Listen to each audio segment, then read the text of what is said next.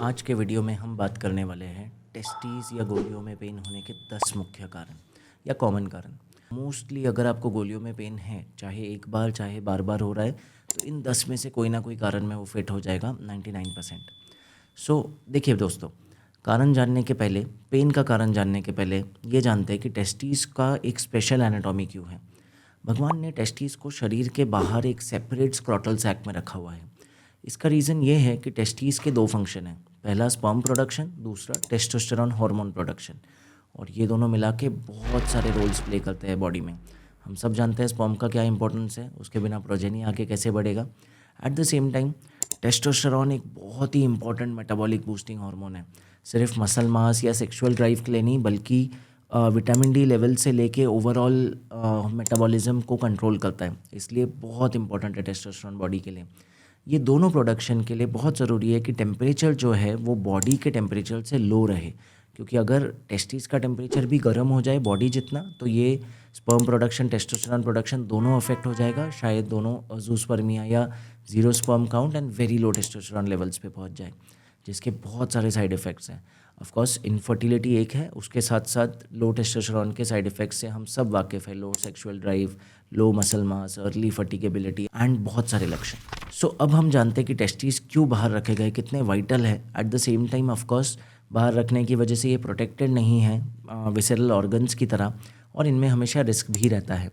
तो चलो देखते हैं क्या क्या कॉजेज़ हो सकते हैं इसमें पेन के।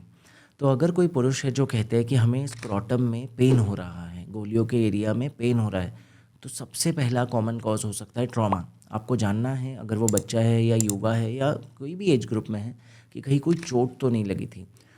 चोट लगने की वजह से पेन बहुत कॉमन है। ये हम स्पोर्ट्स में और बहुत सारे एरियाज़ में देखते हैं, लेकिन कभी कभी माइनर एक्सीडेंट्स या माइनर ट्रॉमा भी ये कॉज कर सकता है।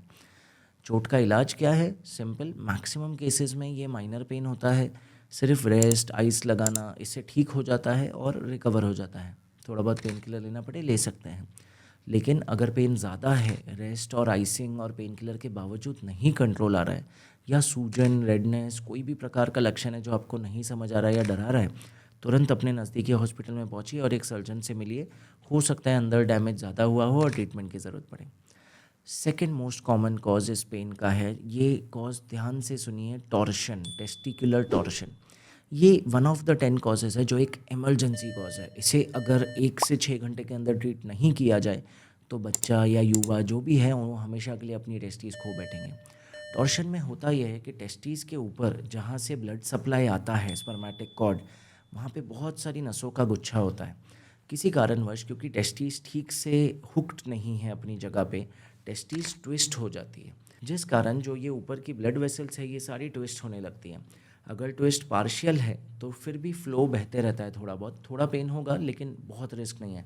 पर अगर ट्विस्ट कंप्लीट है और जो वेसल्स है वो पूरी तरह जकड़ चुकी है, तो फ्लो पूरी तरह बंद हो जाता है, आर्टेरियल फ्लो टेस्टीज़ को, जिसके वजह से टेस्टीज़ को फ्लो नहीं मिलता, सेल्स डेड होने लगते हैं और कुछ ही घंटे में टेस्टीज़ 100% नेक्रोज या डिस्ट्रॉय हो सकते हैं।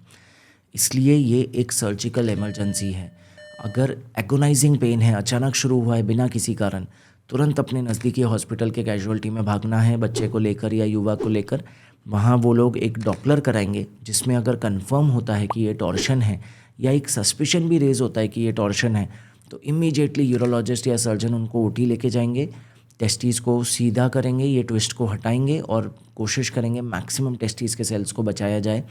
अगर इस प्रोसेस में देरी हो जाती है, स्टडीज़ कहती है 6 घंटे, आजकल पता चला है कि एक्सटेंडेड टाइम भी कुछ पेशेंट्स को मिल जाता है, पर अगर वो टाइम एक्सीड हो जाता है तो ये टेस्टीज़ को बचाने का कोई तरीका नहीं है।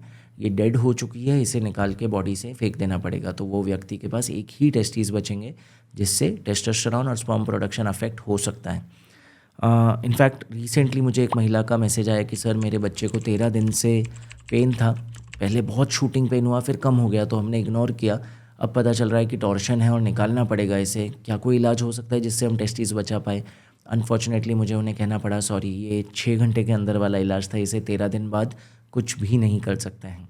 तो दोस्तों ये गलती नहीं करना। अगर पेन, देखो, एक बार टेस्टीज़ को फ्लो ना जाए, एगोनाइजिंग पेन होता है, पर अगर वो सह लिया तो पेन धीरे धीरे कम हो जाता है, क्योंकि ऑलरेडी टेस्टीज़ डेड हो चली है। तो ये मत सोचिए कि पेन कम हो गया है तो वो ठीक हो गया है। अगर एगोनाइजिंग पेन है, बहुत ज़्यादा पेन है, तुरंत अपने नज़दीकी हॉस्पिटल में, कैजुअल्टी में या इमरजेंसी में भागना है। तो ये थे पहले 2 causes, torsion and trauma. What about next group? तो नेक्स्ट 3 कॉजेज़ है इन्फेक्शन रिलेटेड, टेस्टिस में या उसके नज़दीकी स्ट्रक्चर्स में इन्फेक्शन की वजह से। पहला कॉज है ऑर्काइटिस, कि टेस्टिस का ही इन्फेक्शन हो जाना, जिस वजह से टेस्टिस में कीटाणु हैं जो टेस्टिस का इन्फ्लेमेशन, स्वेलिंग, कभी कभी पस फॉर्मेशन भी कर देते हैं। ट्रीटमेंट सिंपल है, एंटीबायोटिक्स, रेस्ट एंड कभी कभी एंटी इन्फ्लेमेटरी या एनसेड ड्रग्स भी, जिससे इन्फ्लेमेशन और पेन कम हो जाए। ऑफ कोर्स ये सब यूरोलॉजिस्ट या एक अच्छे डॉक्टर के गाइडेंस में करना है, खुद से होम ट्रीट नहीं करना है। बट सिर्फ टेस्टिस का इन्फेक्शन स्क्रॉटम पेन नहीं कॉज करता है, साथ में टेस्टिस के ऊपर जो एपिडिडाइमिस होता है, एक टेस्टिस के एसोसिएटेड एंसिलरी स्ट्रक्चर, उसका भी इन्फेक्शन हो जाए, यानी कि एपिडिडाइमाइटिस, तो ये ऑर्काइटिस से भी एक बहुत ज़्यादा कॉमन कॉज है। इनफैक्ट कई बार कॉम्बिनेशन होता है, एपिडिडाइमो ऑर्काइटिस, दोनों का इन्फेक्शन हो जाता है। Third most common cause sexually transmitted infections. जी हाँ दोस्तों, अगर सेक्सुअल इंटरकोर्स की वजह से सेक्सुअली ट्रांसमिटेड इन्फेक्शंस भी हुए हैं तो कभी कभी या बहुत कॉमनली भी वो टेस्टिकुलर पेन कॉज कर सकते हैं। जैसे ही एसटीआई को ट्रीट किया जाएगा, टेस्टिस पेन भी कम हो जाएगा। अगेन इसके लिए एक एसटीआई एक्सपर्ट से जाकर, वेनेरियल डिजीज स्पेशलिस्ट से जाकर ट्रीटमेंट लेना है, यूजुअली डर्मेटोलॉजिस्ट होते हैं, जिसके एंटीबायोटिक कोर्स के द्वारा ये पेन बहुत कम हो जाएगा और एसटीआई भी क्योर हो जाएगा। नेक्स्ट ग्रुप ऑफ कारण पेन का है वेरिकोसील एंड हाइड्रोसील। हमारे चैनल पे हमने वेरिकोसील के बारे में बहुत डिटेल में बात की है। ये वेरिकोसील होता क्यों है, इसे कैसे लाइफस्टाइल चेंजेस द्वारा कंट्रोल किया जा सकता है, योगिक एक्सरसाइज इसे बेटर करने के लिए, जिस पे हमें फिनोमिनल रिजल्ट आया। कल ही एक पेशेंट का कमेंट आया कि उनका 80% पेन कम हो गया है सिर्फ 1 हफ्ते के एक्सरसाइज से। एंड फाइनली अगर ट्रीट करना भी पड़े तो कैसे नॉन सर्जिकली एम्बोलाइजेशन टेक्निक से, एंजियोग्राफी से जाकर इसे ट्रीट किया जा सकता है, वो भी वीडियो डाल रखा है। सो आप ये सब रेफ़र कर सकते हो, आपको वेरिकोसील के बारे में बहुत जानकारी मिलेगी। Varicocele one of the commonest reasons है टेस्टिकुलर डिस्कम्फर्ट या पेन के लिए। कई पेशेंट सालों तक ये पेन इग्नोर करते हैं, ये डायग्नोज नहीं किया जाता, सिंपली इसलिए क्योंकि एक सिंपल कलर डॉपलर या अल्ट्रासाउंड टेस्ट नहीं कराया गया। ऐसा नहीं करना है। वेरिकोसील के पेन के अलावा बहुत सारे इरिवर्सिबल डैमेज हो सकते हैं। टेस्टिस श्रिंक होकर एट्रोफी हो सकती है, बहुत सिकुड़ सकती है, स्पर्म काउंट लो हो सकता है, टेस्टोस्टेरोन लो हो सकता है, इरेक्टाइल डिसफंक्शन हो सकता है। तो वेरिकोसील को इग्नोर नहीं करना है। क्या होता है वेरिकोसील? आई बटन में आप डिटेल में वीडियो देख सकते हैं, पर यूजुअली शॉर्ट में बताऊं तो जो टेस्टिस का फ्लो हार्ट की तरफ जा रहा है वेन्स के द्वारा, वो नहीं जा पाता है। पूरा खून उल्टा वेन्स से टेस्टिस की तरफ ही आ जाता है, और ये दूषित खून है, फिल्ट्रेशन के लिए जा रहा था, नहीं जा पा रहा, तो इसके दूषित पदार्थ यानी कि फ्री रेडिकल्स टेस्टिस में ऑक्सीडेटिव डैमेज कॉज करते हैं, जिसके वजह से ये सारी प्रॉब्लम शुरू हो जाती है। तो यदि वेरिकोसील है तो अपने नज़दीकी यूरोलॉजिस्ट या इंटरवेंशन रेडियोलॉजिस्ट से मिलना है, क्योंकि आज इंटरवेंशन रेडियोलॉजिस्ट इसका इलाज बिना किसी सर्जरी के एंजियोग्राफी द्वारा कर सकते हैं, छोटे से कॉइल्स या ग्लू डालकर, लिक्विड गोंद, जिससे ये वेन्स बंद हो जाएगी और जो उल्टा फ्लो आ रहा है ब्लड का, दूषित खून का, वो बंद हो जाएगा। What about hydrocele? हाइड्रोसील एक बहुत कॉमन कारण है जिसमें टेस्टिस में पानी भर जाता है। कई कॉजेज़ है, वेरिकोसील से लेकर इन्फेक्शंस तक, ट्रॉमा या चोट से लेकर कैंसर्स तक, कई कारण हैं हाइड्रोसील के।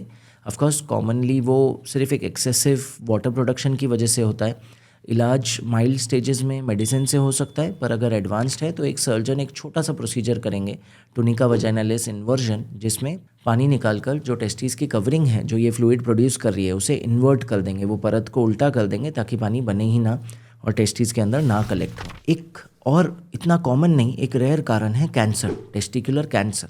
यूजुअली टेस्टिकुलर कैंसर पेनलेस होता है, ज़रूरी नहीं है कि कैंसर हो तो पेन होगा ही, पर कुछ केसेस में अगर वो टेस्टिकुलर कैप्सूल इन्वॉल्व कर रहा है या नर्व फाइबर्स इन्वॉल्व है तो पेन हो सकता है। इसलिए जैसा मैंने कहा, अगर पेन है, चाहे ओल्ड एज में भी है, इग्नोर नहीं करना है। एक डॉक्टर से मिलके एग्जामिनेशन करा के एक छोटा सा अल्ट्रासाउंड या कलर अल्ट्रासाउंड यानी कि डॉपलर कराने में कुछ हर्ज नहीं है। अल्ट्रासाउंड में सोनिक वेव्स या साउंड वेव्स होती है, कोई रेडिएशन किरणें भी नहीं है, इसलिए बहुत ही सेफ टेस्ट है। अगर नॉर्मल आता है कोई हार्म नहीं है, थोड़े से पैसे जाएंगे 2-4 हज़ार, पर अगर डायग्नोज हो गया तो बहुत आगे का स्ट्रेस बच सकता है। टेस्टिकुलर कैंसर अर्ली स्टेजेस पे ट्रीट कर दिया जाए 100% रिजल्ट है, पर अगर वो फैल जाए लिम्फ नोड्स में या डिस्टेंट ऑर्गन्स या ब्लड में तो हो सकता है कि और ना हो पाए, स्टेज 4 तक पहुंच जाए। बट अगेन रेयर है, चिंता मत कीजिए। जस्ट बिकॉज पेन है ये मत सोचिए कि कैंसर की तरफ जाना है। It is one of the rarest causes of pain. Now coming to last two causes, यानी कि ऐसे कॉजेज़ जो टेस्टीज़ में है ही नहीं, ये किसी और ऑर्गन या किसी और मांसपेशियों में हो रहा है, पर इसके वजह से कभी कभी प्रेजेंटेशन टेस्टिकुलर पेन के रूप में होता है। एक कॉमन कॉज है किडनी स्टोन्स। जी हाँ दोस्तों, किडनी स्टोन्स अगर उसकी नली में उतर जाए यानी कि यूरेटर में और फंस जाए तो कभी कभी रेफर्ड पेन होता है टेस्टिस की तरफ। हमें लगता है कि टेस्टिस में कोई इशू है, डॉपलर कराते हैं, नॉर्मल आता है, एग्जामिनेशन पूरी तरह नॉर्मल, और इग्नोर करते हैं ये सोचकर कि ये पेन में तो कुछ हमें जांचों में मिला ही नहीं तो इसका कुछ इलाज नहीं है। लेकिन ऐसा नहीं है। अगर एक अच्छे क्लिनिशियन से मिलेंगे और उन्हें सस्पिशन आता है कि ये किडनी स्टोन की वजह से या यूरेटर स्टोन, किडनी की नली का स्टोन, तो वो एक अल्ट्रासाउंड या CT KU भी कराएंगे जिसमें वो पकड़ा जा सकता है। जितना हम सोच रहे हैं उससे कई ज़्यादा कॉमन है। इनफैक्ट हो सकता है कुछ केसेस में टेस्टिकुलर पेन किडनी स्टोन्स की वजह से ज़्यादा कॉमन हो रादर देन जो ऊपर के 8 कॉजेज़ हमने बताए। And 10th and last cause, hernia. जी हाँ दोस्तों, इंग्वाइनल हर्निया यानी कि टेस्टिस के ऊपर ग्रॉइन एरिया में जो मांसपेशियाँ होती है, कभी कभी वीकनेस के कारण उसमें होल हो जाता है, जिस वजह से पेट के स्ट्रक्चर्स, झिल्ली या ओमेंटम, इंटेस्टाइन्स, ये सब टेस्टिस की तरफ हर्निएट होने लगती है, निकलने लगती है उस होल के द्वारा, स्पेशली जब भी प्रेशर लगता है। शुरुआत में अगर ये आती भी है प्रेशर पे, खांसी पे या प्रेशर लगाने पे, तो दोबारा रिड्यूस की जा सकती है, दोबारा धक्का देके ऊपर पहुंचाया जा सकता है होल के थ्रू। पर क्योंकि वो होल है, ये टेंडेंसी हमेशा रहेगी। अगर ये जो नीचे स्ट्रक्चर्स आ रहे हैं, स्पेशली इंटेस्टाइन, ये ट्विस्ट हो जाए और वापस ना जा पाए, इरिड्यूसिबल हो जाए, तो ये बहुत ही हाई रिस्क है। इससे इंटेस्टाइन गल भी सकती है और जान को भी खतरा हो सकता है। तो इसलिए अगर हर्निया है, अपने नज़दीकी सर्जन से मिलना है, समझना है क्या परहेज करने हैं, और अगर सर्जन कहते हैं कि सर्जरी ज़रूरत पड़ेगी तो हो सकता है सर्जरी करानी पड़े। लकीली आज इसकी सर्जरी लैप्रोस्कोपी द्वारा मैश रिपेयर से हो सकती है। दूरबीन से एक सिंपल मैश डाल दी जाती है ताकि वो होल कवर हो जाए और दोबारा कभी ये स्ट्रक्चर्स नीचे ना आए। ऑफकोर्स उसके बाद प्रिकॉशन लेना है ताकि ज़ोर दोबारा ना लगाना पड़े, ताकि रिकरेंस ना हो हर्निया का। लेकिन अगर लाइफस्टाइल अच्छा फॉलो किया, कॉन्स्टिपेशन नहीं है, प्रोस्टेट या यूरिन इश्यूज़ नहीं है, ज़्यादा क्रॉनिक कफ नहीं है, जोर नहीं लगाना पड़ रहा है, तो वो मैश अच्छा रहेगा और सारी ज़िंदगी साथ देगा। तो दोस्तों, आज हमने इतनी डिटेल में बात की 10 कारण जिसके वजह से टेस्टीज़ में पेन हो सकता है। रिकैप करते हैं कि ये पेन ट्रॉमा और टॉर्शन से हो सकता है। ये दोनों हो सकता है माइल्ड हो, लेकिन बहुत सारे केसेस में इमरजेंसी रूप ले सकता है। अपने नज़दीकी कैजुअल्टी में तुरंत भागना है। ये पेन इन्फेक्शन से हो सकता है, चाहे वो एपिडिडाइमिस इन्फेक्शन हो, टेस्टीज इन्फेक्शन हो या सेक्सुअली ट्रांसमिटेड इन्फेक्शंस हो। यही पेन वेरिकोसील या हाइड्रोसील के वजह से हो सकता है। कुछ केसेस में, रेयर केसेस में कैंसर कॉज कर सकता है। एंड ऑफ कोर्स 2 कंडीशंस ऐसी है जो टेस्टीज़ में है ही नहीं फिर भी पेन कॉज कर सकती है, kidney stones and inguinal hernia. So I hope ये वीडियो से आपको बहुत फ़ायदा हो। अगर टेस्टीज़ पेन है, आप खुद को, घर में, परिवार में किसी को या किसी दोस्त को, उन्हें ये वीडियो दिखाइए, शेयर कीजिए और कहिए कि इग्नोर नहीं करना है। एक यूरोलॉजिस्ट या डॉक्टर से मिलके एक छोटा सा डॉपलर या अल्ट्रासाउंड टेस्ट कराने में कुछ हर्ज नहीं है। अगर कॉज जल्दी पकड़ा जाए तो ट्रीटेबल होगा सिंपल लाइफस्टाइल मेजर्स या आइसिंग या मेडिसिन से, और अगर एडवांस्ड भी है तो टाइम पे ट्रीट कर पाएंगे सर्जरी द्वारा। तो इसी तरीके की मेंस हेल्थ, विमेंस हेल्थ पे बहुत सारे वीडियोस बना रखे हैं, बहुत सारे बनाते रहेंगे। वेरिकोसील के ऊपर वीडियो के लिंक दे रहा हूँ, ब्रेस्ट फाइब्रोएडिनोमास के ऊपर बहुत सारे लिंक्स दे रहा हूँ। ये विजिट कीजिए, लाभ उठाइए, सुरक्षित रहिए, सशक्त रहिए। चैनल को ज्वाइन करना मत भूलिए, बिकॉज ये बहुत सारे वीडियोज़ इन टॉपिक्स पे बनाने वाले हैं।